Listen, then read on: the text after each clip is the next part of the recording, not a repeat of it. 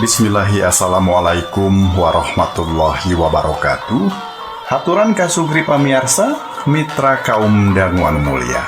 Sampurasun wargi-wargi sadaya, waluya dongeng Sunda.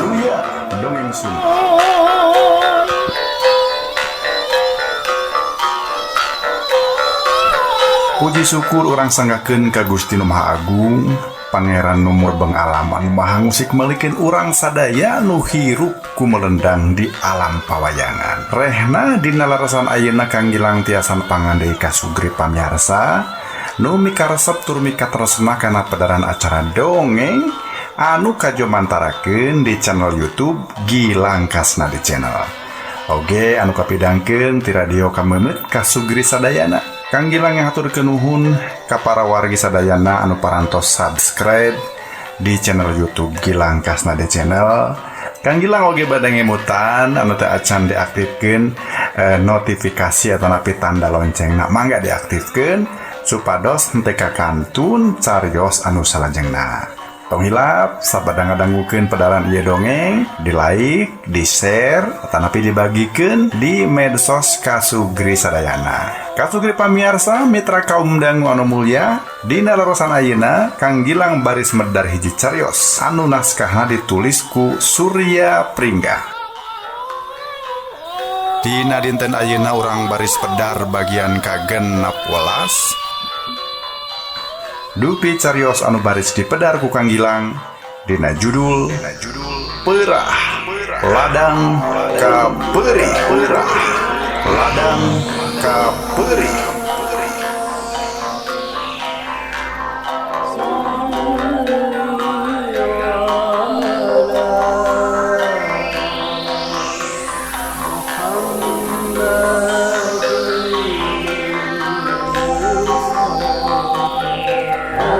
Peurah Ladang Kapeuri biasana Surya Pringga.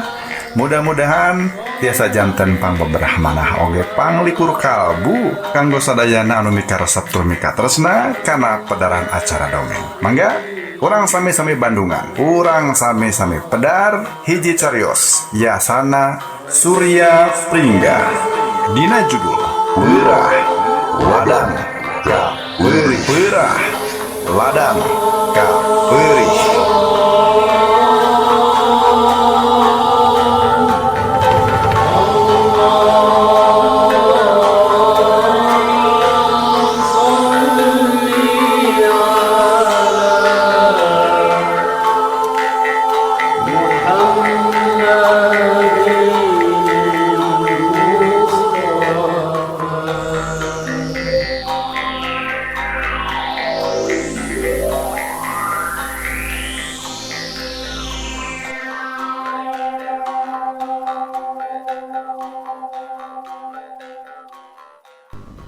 Datang ka imah kacapet teh geus teu kaampeuh nyabakeun manehna nandangan tunduh nu pohara rongkahna. Asup ka jero kamar tuluy teu inget di bumi alam sajero pangimpian rasaan manehna mah diteang ku kuda kancana. Tuluy dibawa ka hiji alam anu can pernah kaambah ku manehna. Di eta alam manehna teu eureun-eureun nandang panyiksa tug nepi ka salametna manehna kiwari.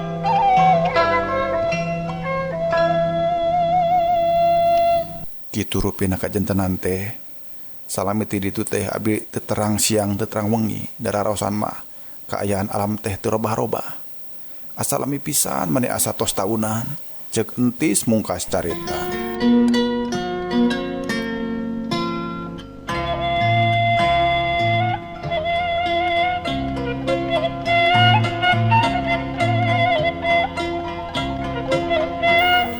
Mangkom Lurah Padil katut RT Julkar menegogodeg ngabandunganana. Malah mangkomah dibarengan kurang misak sagala. Estu aneh tur aheng, teu kaharti ku pikir teu kahontal ku akal. Atuh ari kitu mah jang tis teh disebakeun batur meureun nya, tembal Pak RT bari gogodeg.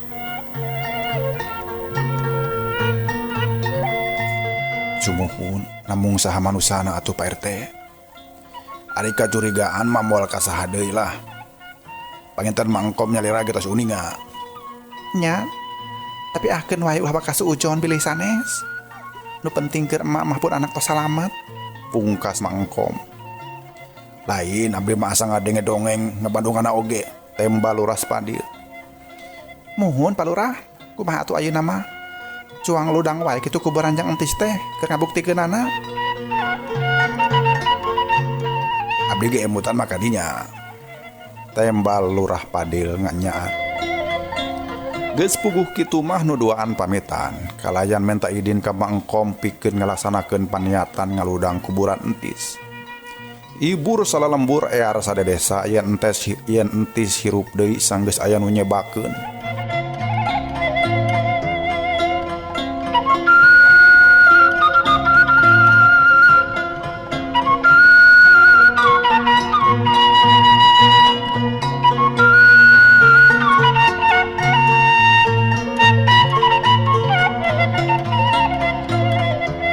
Panon poe geus tunggang gunung kaayaan lembur batu demprak ka Cidaramena. Ku aleutan jalma-jalma nu muru ka pemakaman umum tempat dipendemna entis ti bulan 3 bulan ka tukang. Tukang ngagali geus saraget mawa pakakas gawe sewang-sewangan sawareh marawa pacul sawareh deui marawa lencod. Mang Ibro tetinggaleun pipilueun ilu biung kanu keur ngagali. Gaclek pacur jeung lencod geus mimiti nunggaran taneuh. Kaayaan taneuh nu teuas teu ngaleungitkeun ka sumangetan nu keur ngagali. Ruangan beuki lila beuki handap. Nu ngagimbung beuki loba kabeh ngarasa panasaran ngeunaan naon nu aya di sahandapeun taneuh nu keur ditugar. Malah sawareh mah jalma aya nu ngarekam sagala make kamera HP. Sajabat ti masyarakat lembur batu demprak sababaraha urang polisi ti Polsek Ilu nyaksian. Padungkai geus ka tembong nu ngaludang beuki sumanget. Lila-lila berah rohangan kuburan muka. Katempo di jero masih keneh aya nu keur ngajepat, padung ditayekeun hiji-hiji. Sanggeus naek atrapisan hiji wujud masih keneh keur ngajepat hareupeun segong. Bari dina kaayaan boeh geus semuburu. Barang diambean taya bangau bangke taya naon. Kompak nu ngaludang ngabedol kana eta waruga nu keur ngajepat. Sanggeus kitu tuluy dibuka breh atrapisan nu aya di jero boeh teh taya lian ti bagedor cau nu geus buru.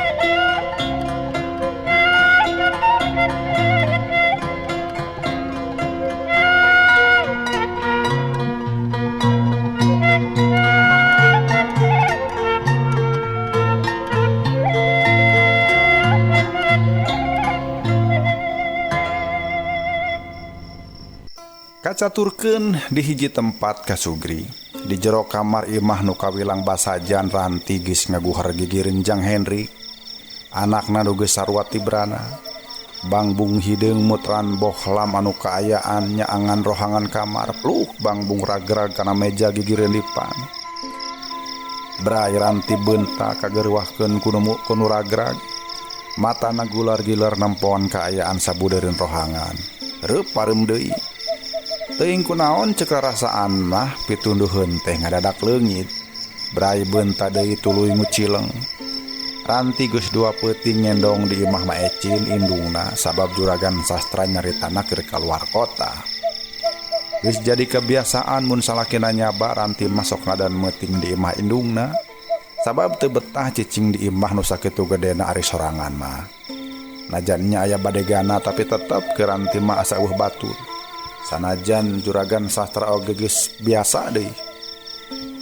Pasualan eta teh dijadikeun masalah marehna sok ngidinan Ranti meuting ka indungna. Geus 2 poe disabot kahuruan jongko beasna juragan sastra indit imah nyaritana mah rek kaluar kota cenah keur nguruskeun asuransi jeung sajabana nu tangtuna ngabutuhkeun waktu nu kacidaliana. ngarasa cangkel konea ranti hudang tina pangkengna tuluy nyalengkah muru kana meja leutik nu rada anggang tina pangedenganana. Gap kana gelas cangklek nu ngagoler gigireun bangbung nu tadi murang gregot nginum bangunuhana ang nepi ka beakna. Gek diukna sisidipan bari neuteub seukeut ka anakna nu keur memejehna ti brasare.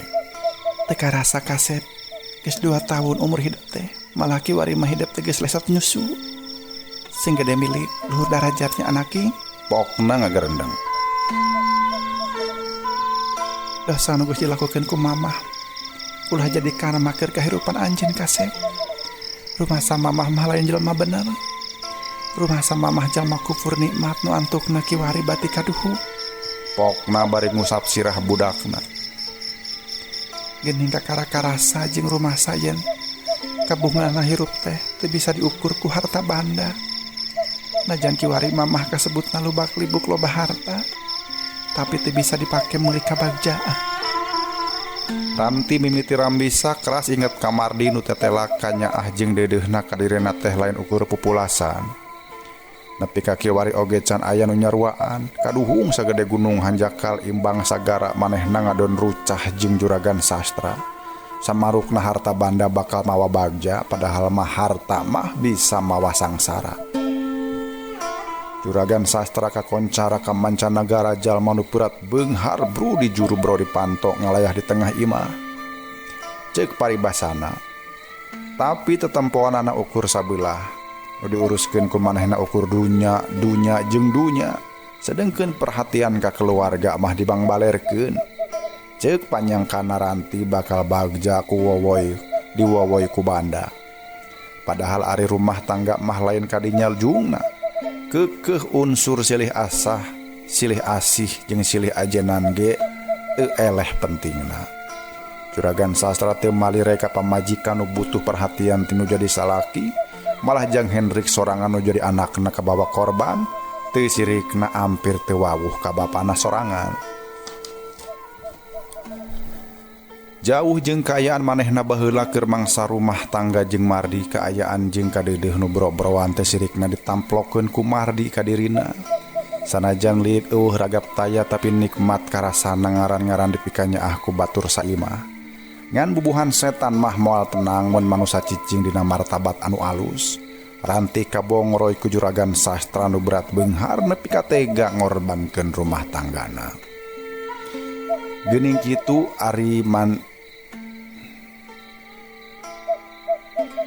kitu ari manusia mah ngaran-ngaran geus kapireupeunnan ku haliah dunya mah manusia teh jadi sasar. Poekeun jalan leungiteun udagan bujeng hingga inget kanu merena.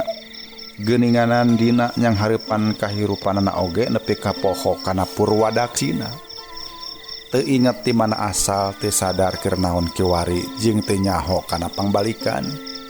Padahal dunya teh lain tempat sabenerna, sabab manusia mah bakal balik ke asalna. Tempat asal poe panjang negara tunjung sampurna, alam nu teu kaselang-selang akhirat pingarameunana. Kahirupan nu langgeng salawasna, di akhirat jaga pangbalikan ukur 2, sawarga jeung neraka gumantung kana amal pagawean manusia eta sorangan.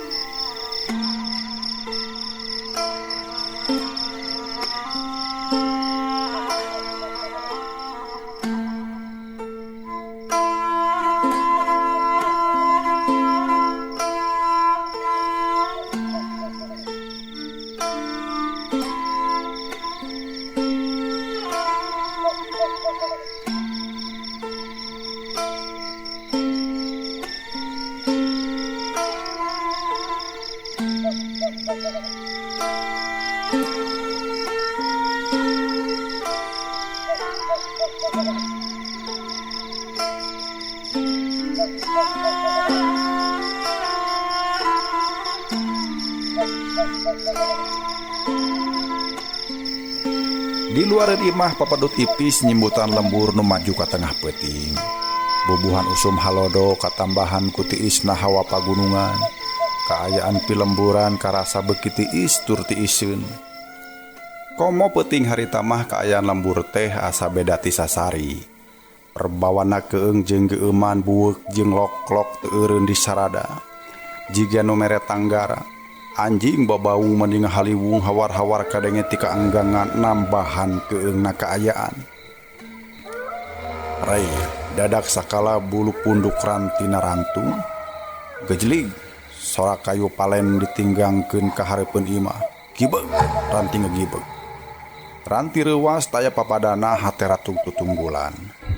Mun kongang mah hayang nempo ka karang imah tapi dalah dikumaha eleh ku rasa keueung. Astagfirullah, naon eta? Pokna hari wes-wes seor angin ngegelebug bebarengan ku sora anjing babaung nu beuki lila beuki anjog.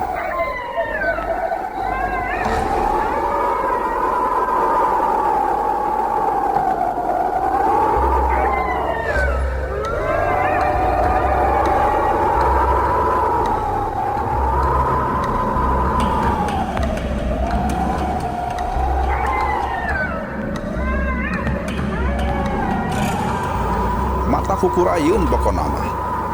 Ranti rek sajungjungeun mindah ka kamar indungna tapi di rohangan tengah kaburu aya nu rareketan. Suara wadah piring diendek-endek gombrang, parabot dapur sada aya nu ngabalang-balangkeun. Aneh padahal di imah eta teh lain manehna wungkul. Tapi sanajaan kaayaan sakitu ramena indung jeung bapana teu ieu geruk.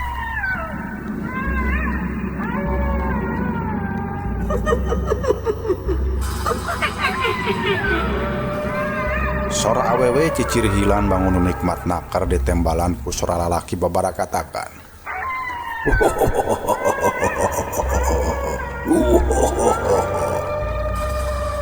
Heuleut sawatara menit dituturkeun ku sora budak leutik nu keur saleuseurian sakapeung pating jerewet jeung ting jarerit. Ranti ngajerit bari nunggup ceuli. Leungeun nu sabelah deui ti paparaket nangkep budak nu mas keneh ngagoplek sare. Rap kaayaan jiga nepi hari deui Ranti rungah ringeuh.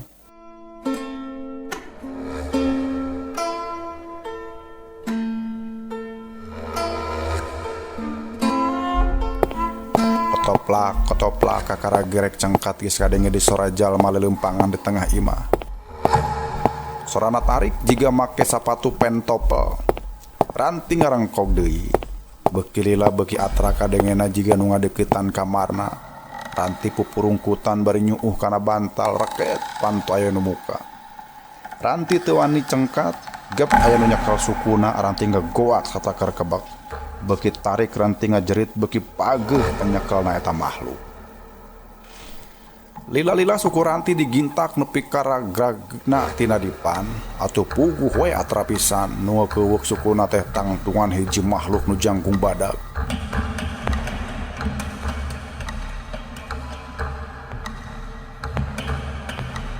Panghawakanana hejo sihung ranggeteng mata melotot buukna gimbal ririaban.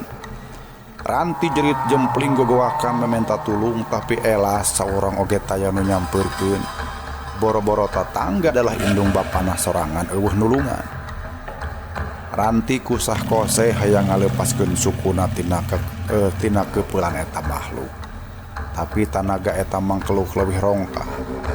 Sanggeus Ranti nyang saya dina lante ti tatapasi deui gabrug eta mangkeluh dan ngagabrug awak Ranti bari ngaheumbatkeun sihungan urang geteng kana lebah beheung Ranti. Atuh puguh we Ranti ngajerit maratan langit ngoceak maratan jagat. Korejat Ranti lilir tina sarena nya ngaran mitoha mah dataya urutna. Najan geus pepegatan ge jeung anakna mardi mah angger we mikolot. Malah coret hukum dina Islam mah ngagolongkeun mitoha teh kana reng-rengan mahram nu haram dikawin. Matak teu bisa mun pepegatan jeung anakna der kalah ngawin indungna eta teh haram hukumna. Komo mardi jeung Mang Ibro mah teung-teungeun pisan mun nepi ka kawin teh. Da tuh lalaki ka lalaki atuh. Nah ieu teh ka mana karep dongeng teh. Aduh ampun teh. Nah ieu teh keur serius-serius teh cengkeung ka dinya deui. Aduh ampun aya Kang Surya. Ya we. Anaknya aja di Bandungan tuh. Mangga urang teraskeun deui ka Sugri pamirsa.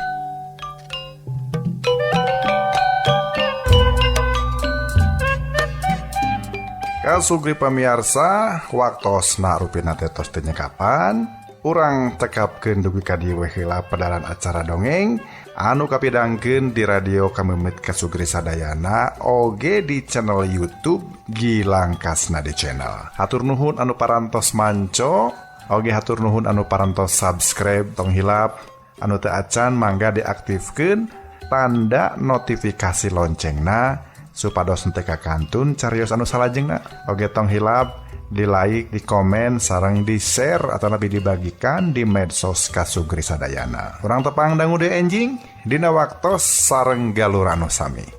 Kang Gilang pamit. Billahi taufik wal hidayah. Wassalamualaikum warahmatullahi wabarakatuh. Permios Waluya Dongeng Sunda.